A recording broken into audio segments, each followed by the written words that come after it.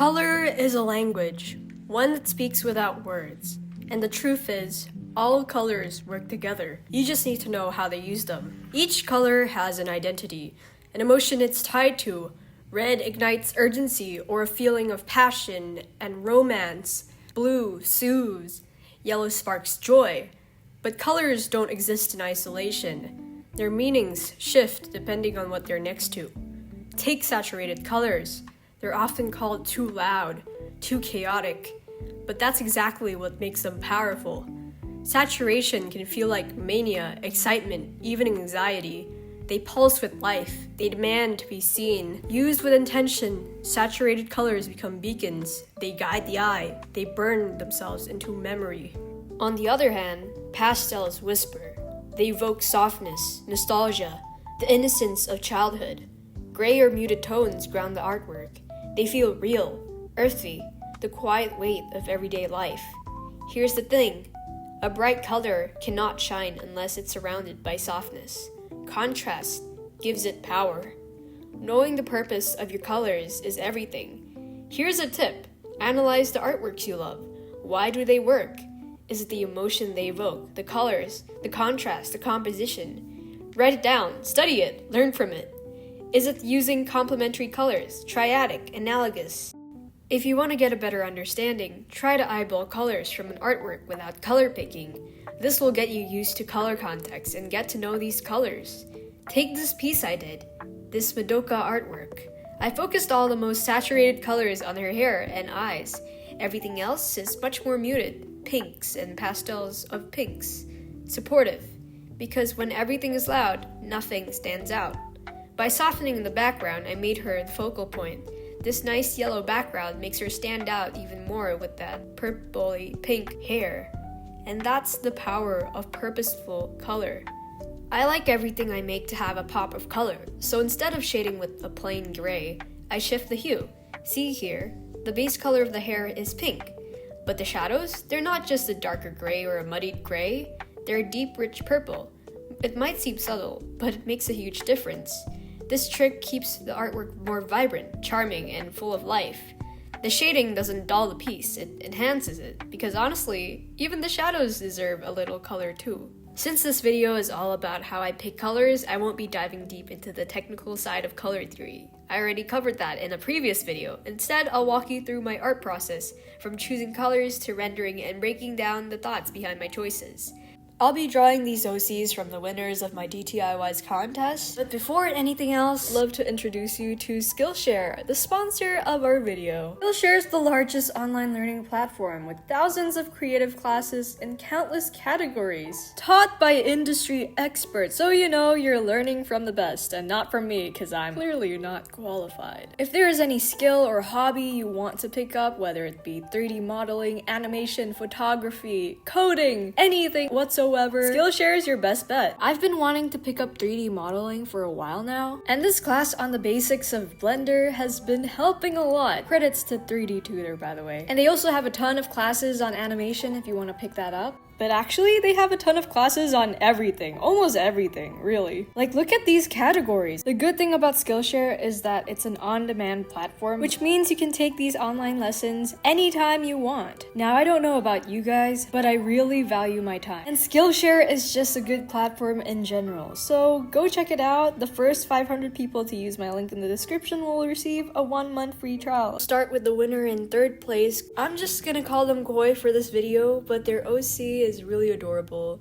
I really like how they designed this OC with like the bright blues and pinks and that nice little clip that looks like a fishbone. I thought that was so adorable. So I stumbled across another reference on their page. This one had their OC rocking a yellow electric guitar and the whole vibe, total retro 90s window panel energy, and I had to run with that. So first things first, I gathered a bunch of references and tossed them into a mood board to help me lock in the kind of palette and atmosphere I wanted for this piece. I ended up going with a retro vibe, think vibrant electric blues, punchy purples, and some bold yellows to balance and brighten the overall look. The blues and purples work well together because they're analogous and they're right next to each other. And this nice warm yellow gives the piece the punch it really needs to bring it all together. It's complementary to purple, which is why it works so well. Before diving head first, I started by creating a rough thumbnail sketch and loosely filling in the colors to test how they'd work together.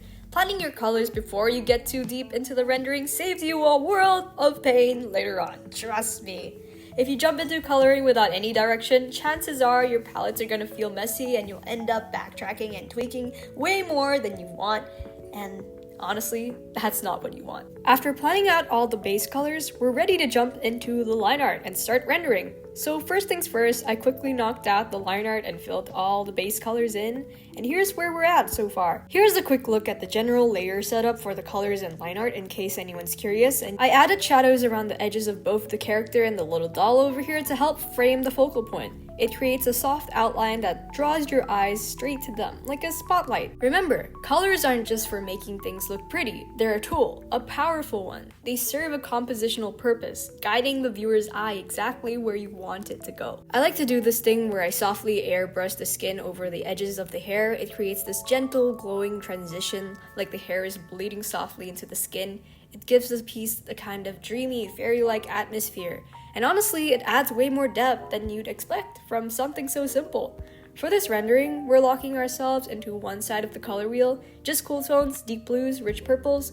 And one thing I love doing is adding a subtle wash of color directly onto the line art. For example, if the hair is blue, I'll tint the line art around it, make it a deep, dark shade of blue.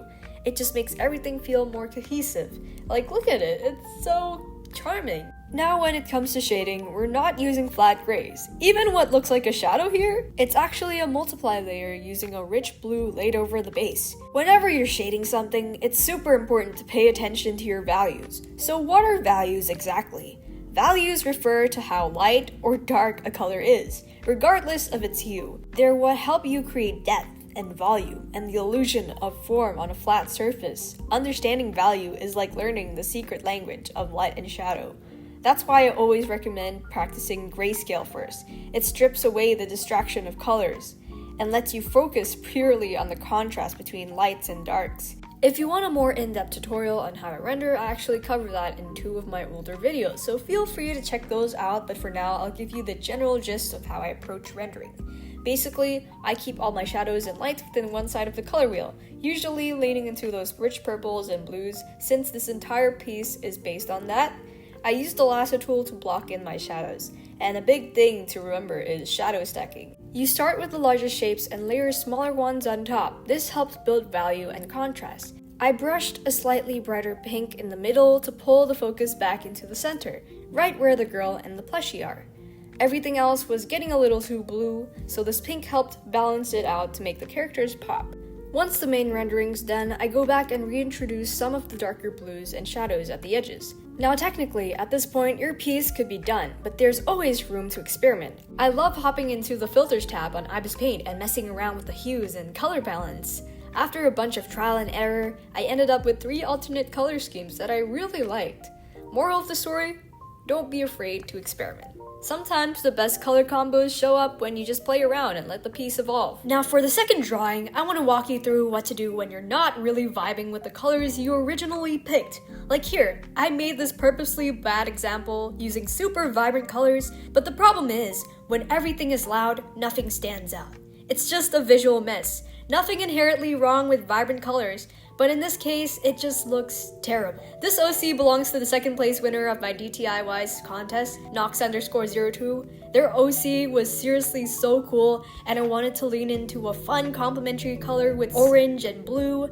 Their character gave off this really playful retro space vibe with Saturn rings, static energy, sci-fi streetwear all meshed together. But it ended up making it too saturated, and it wasn't working. What I like to do in these cases is go to the Filters tab and turn it monochromatic like this. Basically, I want to turn everything into grayscale so I can tweak the colors. After that, I add a new layer and set the color blending mode to color.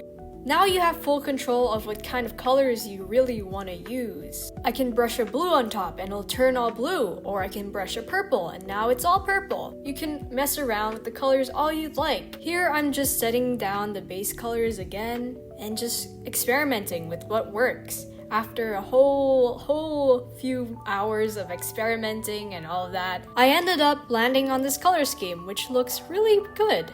And apparently this person also ran a DTIYS before me, and they had this skateboard that their OC was playing around, and I wanted to add that personality into my drawing. And so I incorporated that, and I added this nice Saturn ring around the character. There's something really charming about drawing someone else's OC, like trying to capture all that personality and thought they poured into a character and translate it into your own style. Now this last OC is from the first place winner, Noctix. I really wanted to create a color scheme that captured a sense of mania or unhinged energy. Their art style consists of super expressive, really bright, bold colors, and I wanted to channel that intensity into this version of the OC. So I made this little mood board and landed on this wild bluish red color scheme. It's super unexpected, but that's the whole point. I wanted it to feel off kilter in the best way possible. I threw in some glitch effects, error signs, and made the entire background black. This one was actually pretty simple to color since it was mostly blue. I just had to shade in minimally. After that, I added a noise filter to give off the nice static, glitchy effect. And that's the last OC of the batch. I hope you guys got a good glimpse of how I approach coloring. This video was more of a follow-through, kind of a behind the scenes of how I build up my colors and bring everything together. Big thank you to everyone who joined my DTIYs. Anyways, enough for me. Thank you.